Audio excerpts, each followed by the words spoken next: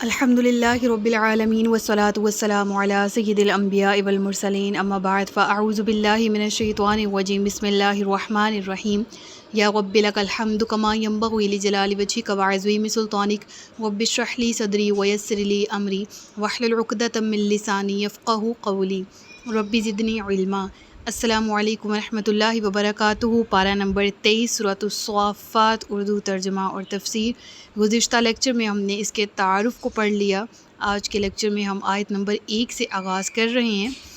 ابتدا میں 3 آیات پڑھوں گی جو کہ قسم کھائی جا رہی ان تینوں آیات میں واو قسمیہ ہے ابتدا میں، اور پھر الصافات کسے کہا جاتا ہے اس کے بارے میں بات کریں گے، اور تینوں قسموں پر بات کرنے کے بعد جو توحید الہی کا ذکر ہے اس کو جاننے کی کوشش کریں گے۔ والصافات صفا فالزاجرات زجرا فالتالیات ذکرا۔ ان کی قسم جو باقاعدہ صفے باندھے ہوئے ہیں، پھر ان کی قسم جو جھڑک کر چلانے والے ہیں۔ الزاجرات کے معنی جھڑکنا اور ڈانٹنا کے معنی بھی ہیں، یعنی اس کی قسم جو ڈانٹنے والے ہیں۔ فالتالیات ذکرا، پھر قرآن کی تلاوت کرنے والوں کی قسم۔ اس آیت میں اللہ تبارک و تعالیٰ نے چند گروہوں کی قسم یاد فرمائی، اور جمہور مفسرین کا قول یہ ہے کہ اس سے مراد فرشتوں کے گروہ ہیں جو نمازیوں کی طرح صف بستہ ہو کر اللہ کے حکم کے منتظر رہتے ہیں۔ اور دیگر علماء مختلف اقوال لیتے ہیں، یہاں پر کچھ کہتے ہیں کہ یہاں پر مراد وہ علماء دین ہیں، وہ عبادت گزار حضرات ہیں جو تہجد سمیت دیگر تمام عبادات میں، تمام نمازوں میں صفے باندھ کر عبادت میں مصروف رہتے ہیں۔ اور ایک اور قول یہ کہتا ہے کہ یہاں پر صف باندھنے والوں سے مراد غازیوں کے گروہ ہیں جو رائے خدا میں صفے باندھ کر دشمنان حق کے ساتھ مقابلہ کرتے ہیں۔ الغرض یہ کہ علماء نے اس آیت کی تفسیر میں مختلف رائے پیش کی ہیں، لیکن جمہور کے اقوال کے مطابق اس سے مراد فرشتوں کے گروہ ہیں، یعنی الصافات سے مراد وہ لوگ جو صفے باندھے ہوئے ہیں، ان سے مراد فرشتے ہیں۔ ٹھیک ہے، دیگر اقوال بھی آپ کے سامنے رکھ دیے، اور وہ جو زیادہ رائج ہے وہ قول بھی آپ کے سامنے رکھ دیا گیا ہے۔ قرآن میں اللہ تعالیٰ ارشاد فرماتا ہے ان اللہ یحب الذین یقاتلون فی سبیلہ صفا کأنہم بنیان مرصوص۔ اللہ تعالیٰ ارشاد فرماتا ہے بے شک اللہ ان لوگوں سے محبت فرماتا ہے جو اس کی راہ میں اس طرح صفے باندھ کر لڑتے ہیں گویا وہ سیسا پلائی ہوئی دیوار ہیں۔ اللہ اکبر۔ آگے پڑھیں گے، سورۃ الصف کی آیت ہے یہ، اور اس میں مزید فضیلتوں پر بھی ہم انشاءاللہ گفتگو کریں گے۔ اور جناب ابو ہریرہ رضی اللہ تعالیٰ عنہ سے روایت، نبی اکرم صلی اللہ علیہ وآلہ وسلم ارشاد فرماتے ہیں لوگوں نماز میں صف کو قائم کرو، کیونکہ صف کو قائم کرنا نماز کے حسن میں سے ہے۔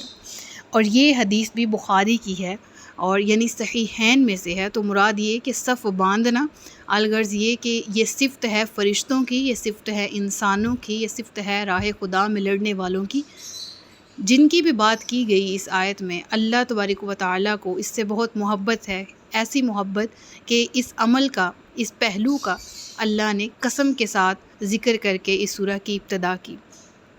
فالزاجرات زجرا، پھر ان کی قسم جو جھڑک کر چلانے والے ہیں۔ تو یہاں پر جھڑک کر چلانے والوں سے مراد وہ فرشتے ہیں جو بادل پر مقرر ہیں اور اس کو حکم دے کر چلاتے ہیں۔ اور دوسرے علماء یہ بھی کہتے ہیں کہ یہاں پر مراد جس طرح صیحۃ واحدہ کا ذکر ہوا نا سورہ یاسین میں، یعنی ان کانت الا صیحۃ واحدۃ فاذا هم خامدون، تو یہاں پر جو ذکر ہے کہ وہ فرشتے جو کہ کھولنا، کیا یہ ایک چیخ کا انتظار کر رہے ہیں؟ جب وہ فرشتے کی چیخ سنائی دی جائے گی تو وہ بجھ کر رہ جائیں گے، خامدون میں سے ہو جائیں گے۔ تو الغرض یہ کہ یہاں فرشتوں کی وہ صفت بیان کی گئی جو کہ بحکم الہی بستیوں کو جو نافرمان ہوتی ہیں ان کو پلٹ کر رکھ دیتے ہیں۔ اور وہ فرشتے جو کہ بادل، اور جو اگر تکوینی امور پر بات کریں اس دنیا کے، تو سورج، چاند، ستارے، ان کے جتنے بھی نظام ہیں اس پوری کائنات کے، ان کو چلانے پر جو اللہ نے فرشتوں کو معمور کر رکھا ہے، تو وہ سارے ہی اس میں مراد لے لیے جائیں گے۔ تو جھڑکنے والوں سے مراد، ڈانٹنے والوں سے مراد، اگر جھڑک کے معنی لیں گے تو پھر بادلوں پر معمور فرشتوں کی، یہاں پر یعنی فرشتے مراد ہیں تو ان کی وہ صفت بیان کی۔ اگر ڈانٹنے کے معنی میں لیا جائے گا تو اس سے مراد وہ جو کہ اللہ تبارک و تعالیٰ کے حکم سے بستیوں کو پلٹ دیتے ہیں، الٹ دیتے ہیں، وہ بستیاں جو کہ اللہ تبارک و تعالی کے غضب کا شکار ہوتے ہیں۔ پھر اس کے بعد تیسری قسم یہاں پر ذکر کی گئی فالتالیات ذکرا، پھر قرآن کی تلاوت کرنے والوں کی قسم۔ ذکر سے مراد یہاں پر اللہ تبارک و تعالیٰ کا ذکر، اور عموم میں اس سے قرآن بھی مراد لیا جاتا ہے، یعنی ذکر جو ہے وہ قرآن کو بھی قرآن میں کہا گیا ہے، اور ذکر سے مراد رب العالمین کا ذکر ہے اگر لفظی معنی کے اعتبار سے دیکھا جائے گا، ٹھیک ہے۔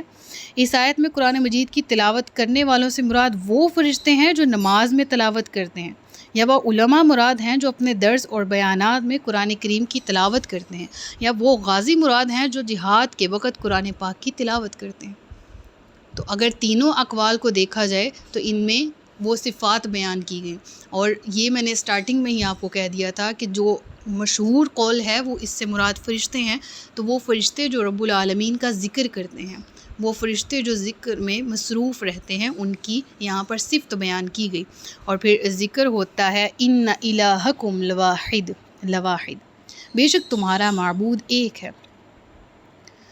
اللہ تعالیٰ نے جتنی بھی یہ چیزیں مذکور کی گئیں یہاں پر ذکر ہوئیں، ان چیزوں کی قسم یاد فرما کر ان کی عظمت اور شرافت بھی بیان کر دی، اور بتوں کے پجاریوں کا رد کرتے ہوئے ارشاد فرمایا کہ اے اہل مکہ، اے مشرکین، بے شک تمہارا معبود ضرور ایک ہے، اس کا کوئی شریک نہیں ہے، لہٰذا تم بتوں کو اپنا معبود قرار نہ پکڑو، اور نہ ہی اللہ کے سوا کسی اور کو معبودیت کا درجہ دو۔ وہ ایک الہ ہے۔ کون؟ رب السماوات والارض وما بینہما ورب المشارق، وہ رب ہے جو زمین و آسمان کا پیدا کرنے والا ہے اور جو کچھ ان کے درمیان ہے، اور وہ رب ہے مشرقوں کا۔ اب یہ باریک نقطہ یاد رکھ لیجئے گا، یہاں پر اگر مشارق ہے تو مغارب جو ہے وہ انڈرسٹوڈ ہے، محذوف ہے۔ قرآن کریم میں آگے دیگر صورتوں میں ذکر آتا بھی ہے کہ مشرقوں اور مغربوں کا، ٹھیک ہے۔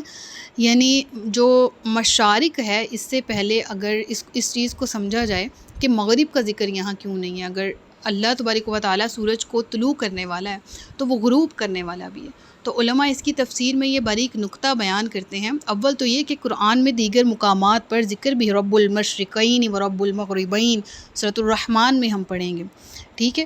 تو اس سمیت دیگر بہت سی ایسی آیات ہیں جہاں پر مشارق کے ساتھ مغارب کا ذکر بھی ہوا، لیکن یہاں پر اول تو ایک رائے یہ ہے کہ مغارب جو ہے وہ یہاں پر محذوف ہے۔ دوسری رائے یہ ہے کہ ایک جگہ سے اگر سورج طلوع ہو کے، ہم جہاں پر اگر پاکستان میں رہتے ہیں، یہاں سے سورج طلوع ہوا اور غروب ہوا، لیکن وہ غروب اصل میں غروب نہیں ہے، وہ کسی اور علاقہ، وہ کسی اور ایریا کا وہاں پر وہ کیا ہے، اس کی مشرق ہے۔ اگر پوری اپنی ارتھ کو دیکھا جائے 360 کا اگر ہم پورا زاویہ ناپیں تو ہمیں معلوم ہوتا ہے کہ سورج کا اگر یہاں پر مشارق ہے نا، مشرقوں کا، ٹھیک ہے، یعنی ایک سے زیادہ مشرقوں کا ذکر کیا گیا، تو ایک طرف سے سورج طلوع ہوا، دوسری پہ غروب ہوا، لیکن جہاں غروب ہوا وہ کسی اور ایریا کا، کسی اور جگہ کی ہی مشرق ہے، سمجھ آ رہی؟ تو یہاں اس لیے مشرقوں کا پیدا کرنے والا، مشرقوں کا بنانے والا اللہ، اس کا ذکر ہوا، ٹھیک ہے۔ اور مغرب کا ذکر کہاں پر ہے؟ قرآن کی دیگر آیات، اور قرآن کی تفسیر قرآن کی دیگر آیات سے کی جاتی ہے۔ تفسیر قرآن بالقرآن یہ ایک اسلوب ہے، قرآن کی چند آیات کی تفسیر قرآن کی دوسری آیات سے۔ تو انشاءاللہ اس سمیت دیگر مفاہیم جو ہے وہ اس پلے لسٹ میں موجود ہیں، جس میں ہم نے علوم القرآن کے بارے میں پڑھ رکھا ہے، اور وہ چینل پہ موجود ہیں۔ مزید تفصیلات کے لیے آپ اسے ضرور وزٹ کر لیجئے گا۔ پھر ذکر ہوا اِنَّا زَيَّنَّا السَّمَاءَ الدُّنْيَا بِزِينَةٍ الْكَوَاكِبِ وَحِفْظًا مِّن كُلِّ شَيْطَانٍ مَارِدٍ لَا يَسَّمَّعُونَ إِلَى الْمَلَإِ الْأَعْلَى وَيُقْذَفُونَ مِن كُلِّ جَانِبٍ دُحُورًا وَلَهُمْ عَذَابٌ وَاصِبٌ إِلَّا مَنْ خَطِفَ الْخَطْفَةَ فَأَتْبَعَهُ شِهَابٌ ثَاقِبٌ۔ ان تمام آیات کا اکٹھے سے ترجمہ پڑھ لیتے ہیں۔ رب العالمین فرماتا ہے، بے شک ہم نے، پاک پروردگار فرماتا ہے، بے شک ہم نے نیچے کے آسمان کو ستاروں کے سنگھار سے آراستہ کیا اور ہر سرکش شیطان سے حفاظت کے لیے۔ یہاں پر جو نیچے کا ہے نا، سماء الدنیا، دنیا کا جو لفظ ہے نا، وہ بیسیکلی ادنا سے جو ہے وہ نکلا ہے۔ ادنا کہتے ہیں جو بہت زیادہ قریب ہو، تو سما الدنیا سے مراد کون سا آسمان ہے؟ جو زمین کے سب سے زیادہ قریب ہے، یعنی جو زمین سے نظر آتا ہے۔ رب العالمین نے فرمایا میں نے اس کو سجا دیا کواکب سے۔ کوکب ایک ستارے کو کہا جاتا ہے، کواکب جو ہے وہ زیادہ ستاروں کو کہا جاتا ہے۔ تو اللہ فرماتا ہے کہ میں نے جتنے آسمان بنائے، قرآن کی دیگر آیات میں ذکر ملتا ہے کہ 7 آسمانوں کا کریٹر اللہ تبارک و تعالی ہے، اور ان 7 آسمانوں کا کانسیپٹ ہمیں قرآن کی بہت سی صورتوں سے ملتا ہے۔ سورۃ الطٰہٰ کے بھی آغاز میں اس کا ذکر ہے۔ الغرض یہ کہ پھر یہاں اگر ان معاملات کو دیکھا جائے، ان آیات کو ریلیٹ کر کے، تو ذکر ہے جو سب سے قریب کا آسمان ہے، آسمان دنیا ہے، جو زمین سے نظر آتا ہے، اس کو ستاروں سے سجا دیا گیا اور اس کی حفاظت کی گئی ہر شیطان مردود سے، سرکش شیطان سے۔ وہ شیاطین عالم بالا کی طرف کان نہیں لگا سکتے اور انہیں ہر جانب سے مارا جاتا ہے، انہیں بگانے کے لیے اور ان کے لیے ہمیشہ کا عذاب ہے۔ مگر جو ایک آدھ بار کوئی بات اچک کر لے چلے تو روشن انگارہ اس کے پیچھے لگ جاتا ہے۔ اس کی تفصیلات جو ہیں وہ سورۃ الحجر کی آیت نمبر 17 کے ضمن میں بہت تفصیل سے گزر چکی ہیں، آپ وہ لیکچر لے لیجئے گا۔ اس مضمون کا خلاصہ کیا ہے کہ جنات جو ہیں وہ نظام شمسی کی حدود میں آزادانہ گھوم پھر سکتے ہیں، اس لیے انہیں کسی اہتمام یا کسی بیرونی مدد کی ضرورت نہیں ہے، بلکہ جیسے پرندے فضا میں آسانی سے ادھر ادھر اڑتے پھرتے ہیں، اسی طرح جنات بھی نظام شمسی کی پوری فضا یا حدود میں اپنی مرضی سے جہاں چاہیں آ جا سکتے ہیں۔ البتہ نظام شمسی کی حدود سے تجاوز کرنے کی انہیں اجازت بالکل بھی نہیں ہے، لیکن اس کے باوجود جو بعض سرکش جنات عالم بالا کے معاملات کی سن گن لینے کے لیے اپنی حدود سے تجاوز کرنے کے لیے آگے بڑھنے کی کوشش کرتے ہیں، تو اللہ تبارک و تعالیٰ کی طرف سے انہیں سزا کے طور پر ایک طرح سے ایک میزائل مارا جاتا ہے، ایک آلہ، ایک ٹول مارا جاتا ہے، جسے شہاب ثاقب کہا گیا اس آیت میں۔ تو اکثر اوقات ہم دیکھتے نا آسمان پر ایک یلو کلر کی لائن سی ایک جلتی جاتی ہے اور وہ پھر ہمیں نظر آنا بند ہو جاتی ہے، تو ہم نے جو ہندوؤں سے اور سکھوں سے کانسیپٹ لیا وہ یہ کہ تارا ٹوٹا ہے، دعا مانگو قبول ہوگی، لیکن اصل میں وہ شہاب ثاقب ہی ہوتا ہے جس کا ذکر ہمیں قرآن میں ملتا ہے۔ تو اس وقت تعوذ کا ورد کرنا چاہیے، شیطان مردود سے پناہ مانگنی چاہیے اللہ کی، ٹھیک ہے۔ تو بہرحال واپس آتے ہیں ان آیات کی طرف۔ فَاسْتَفْتِهِمْ أَهُمْ أَشَدُّ خَلْقًا أَمَّنْ خَلَقْنَا إِنَّا خَلَقْنَاهُمْ مِنْ طِينٍ لَازِبٍ، تو ان سے پوچھو کیا ان لوگوں کی پیدائش زیادہ مضبوط ہے یا ہماری دوسری مخلوق کی؟ بے شک ہم نے انہیں چپکنے والی مٹی سے پیدا کیا ہے۔ جو مٹی کی جو صفت ہے نا کہ انسانوں کو کس مٹی سے بنایا، تو اس کے بارے میں مختلف مراحل ہمیں قرآن میں ملتے ہیں۔ یہاں پر ذکر ہوا کہ چپچپاہٹ والی مٹی ہے، اس کے علاوہ بہت سی جگہوں پر تراب کا لفظ استعمال ہوا، طین کا، گاڑے کا، طین اللازب، لیزدار گاڑے کا۔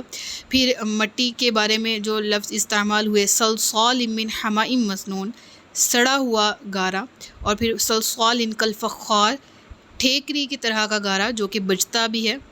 تو مختلف یعنی انسان کے ارتقاء میں جب ابتدا میں مٹی کو تیار کیا گیا تھا تو اس مٹی میں بہت سے فیزز آئے تھے، ٹھیک ہے، وہ لیس دار بھی تھی، وہ پھر بدبودار بھی تھی، وہ بجنے والی کھنکھناتی ہوئی مٹی بھی بنی۔ الغرض یہ کہ قرآن کے مختلف آیات میں مختلف طریقے سے انسان کی پیدائش کے بارے میں ذکر کیا گیا ہے۔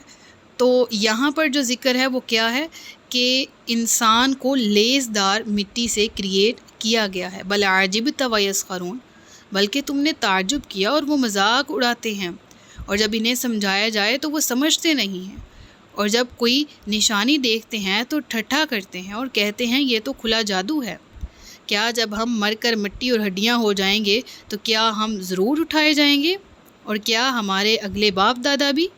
تم فرماؤ ہاں، اور اس وقت تم ذلیل اور رسوا ہو جاؤ گے، وہ تو ایک جھڑک ہی ہوگے۔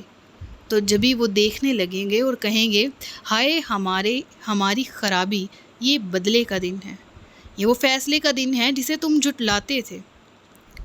تو ان آیات میں ذکر کیا گیا بیسیکلی یہ پوری آیات کا مفہوم میں آپ کے سامنے رکھتی ہوں کہ وہ کفار اور اب اس دور سے لے کے آج تک جتنے وہ لوگ جو کہ انسان کی باڈی کو زمین میں مکس ہو جانے کے بعد، گلنے سڑنے اور ہڈیوں کے بکھر جانے کے بعد، ان کی عقل سے وہ فیصلہ کرتے ہوئے کہتے ہیں کہ ہاؤ کین اٹ پاسبل کہ یہ تمام ہڈیاں جڑ جائیں گی اور ایک انسان دوبارہ سے کریٹ ہوگا۔ اللہ فرماتا ہے کہ تم نے اپنی ذات کی طرف نہیں دیکھا کہ تم کس طرح سے پہلے ایک بے جان نطفے سے وجود میں آئے، بالکل اسی طرح تم اپنی ذات کے بارے میں تعجب کا شکار ہو۔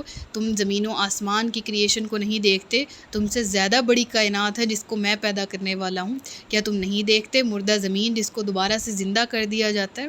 الغرض یہ کہ ان پوری آیات میں ایک مفہوم جو ہے آپ کے سامنے رکھتی ہوں، اور وہ یہ ہے کہ انسان کو یہ بتایا گیا کہ پھر وہ دن آئے گا جب تم اللہ کی بارگاہ میں حاضر ہوگے اور پھر پچھتاؤ گے اپنے دنیاوی اعمال میں اور کہو گے کہ خرابی ہمارے لیے، یہ وہ دن آ گیا جس کا ہم اب تک جس سے بچتے آئے گے، اور اللہ تبارک و تعالیٰ بھی فرمائے گا کہ یہ ہے وہ دن جس سے تم بھاگتے آئے تھے، یہ ہے وہ ساعت، وہ گھڑی جس کا تم انکار کرنے والوں میں سے تھے، اور اس دن تمہیں ذلیل اور رسوا کیا جائے گا اس وجہ سے جو اعمال تم دنیا میں کرتے تھے۔ صدق اللہ العلی العظیم و صدق رسولہ النبی الکریم۔ سچ فرمایا اللہ نے جو عظمت والا ہے۔ اپنا بہت سا خیال رکھیے گا، مجھے دعا میں یاد رکھیے گا۔ تاجدار ختم نبوت زندہ باد، پاکستان پائندہ باد۔ السلام علیکم ورحمۃ اللہ وبرکاتہ۔